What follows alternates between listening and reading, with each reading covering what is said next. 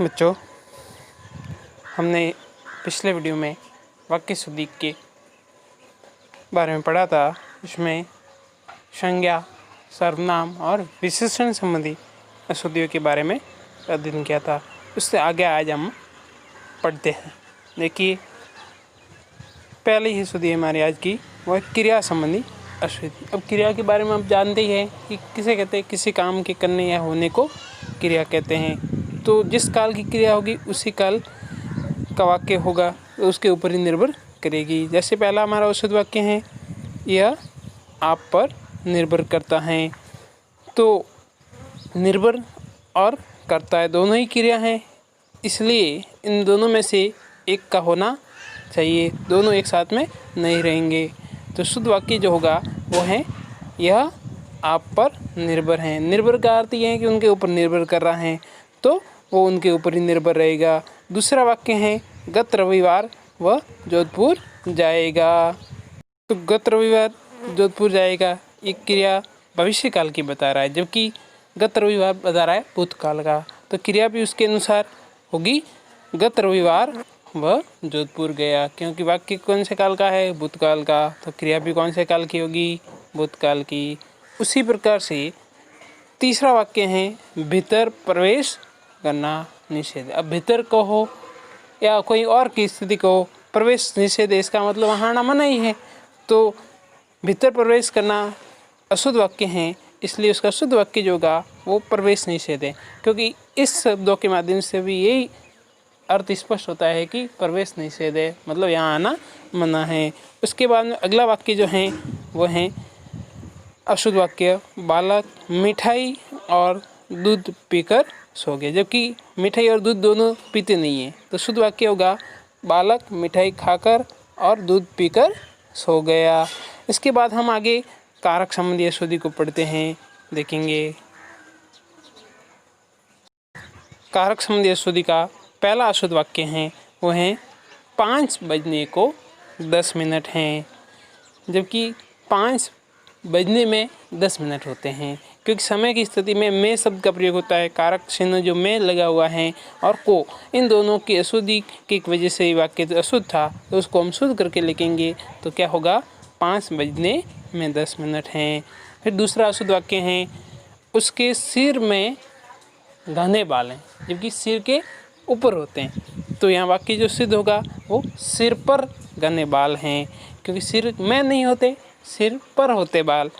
तो इसलिए शुद्ध वाक्य इसका क्या बनेगा, उसके सिर पर घने बाल हैं। फिर तीसरा जो अशुद्ध वाक्य हमारा दिया हुआ है वो ये है कि आज संसद में बजट के ऊपर बहस होगी, जबकि बजट जो होता है, जो हमारे संसद में पारित होता है, उसके ऊपर बहस नहीं होती है, उस पर बहस होती है। तो हमारा शुद्ध वाक्य जो होगा आज संसद में बजट पर बहस होगी, ना कि ऊपर बहस होगी, क्योंकि ऊपर चढ़ के बहस नहीं करेंगे। फिर अगला जो हमारा वाक्य है अशुद्ध वाक्य वो है गुरुजी के ऊपर श्रद्धा रखे। अब गुरुजी जो हमारे होते हैं उनके ऊपर श्रद्धा रखोगे क्या आप? उनके ऊपर चढ़ के श्रद्धा नहीं रखनी है, तो आपको उनके प्रति श्रद्धा रखनी है। इसलिए अपना अशुद्ध वाक्य जो होगा वो ये होगा कि गुरुजी के प्रति श्रद्धा रखे। तो इसमें जो कारक चिन्ह थे, को है, मैं है, पर हैं, इन शब्दों की अशुद्धि थी, जिनको हमने शुद्ध करके वाक्य को पढ़ा। तो हमारा इस प्रकार से वाक्य कारक संबंधी अशुद्धि को हम शुद्ध करके लिखेंगे। इसके बाद में हम जो पढ़ेंगे वो है हमारी लिंग संबंधी अशुद्धि। तो देखेंगे लिंग संबंधी अशुद्धि, जिसमें लिंग का अर्थ होता है कि उससे स्त्रीलिंग और पुल्लिंग का भाव प्रकट होता है, मतलब पुरुष और स्त्री के होने का भाव प्रकट होता है। जैसे पहला हमारा अशुद्ध वाक्य है कि यह एकांकी बहुत अच्छी हैं, जबकि एकांकी एक पुल्लिंग होती है, पुल्लिंग होता है, तो उसके अनुसार आपकी क्रिया होगी। तो एकांकी पुल्लिंग है, इसलिए शुद्ध वाक्य जो बनेगा वो बनेगा यह एकांकी बहुत अच्छा है, ना कि ये एकांकी बहुत अच्छी हैं। तो दूसरा जो हमारा अशुद्ध वाक्य वो है मीरा एक प्रसिद्ध कवि थी, जबकि मीरा कौन है, एक स्त्री है, जबकि यहाँ पे क्या लिखा हुआ है, कवि थी। तो कवि थोड़ी है, कवि तो पुरुष के लिए प्रयुक्त होता है। तो इसका जो शुद्ध वाक्य बनेगा वो बनेगा मीरा एक प्रसिद्ध कवयित्री हैं, क्योंकि पहले थी, अब क्या नहीं है, क्या तो इसलिए हैं शब्द का प्रयोग होगा। फिर तीसरा जो अशुद्ध वाक्य वो है कि आत्मा अमर होता है, जबकि आत्मा एक स्त्रीलिंग शब्द है ना कि पुल्लिंग है, तो इसकी क्रिया भी स्त्रीलिंग के अनुसार होगी। तो जो हमारा शुद्ध वाक्य बनेगा वो होगा आत्मा अमर होती है।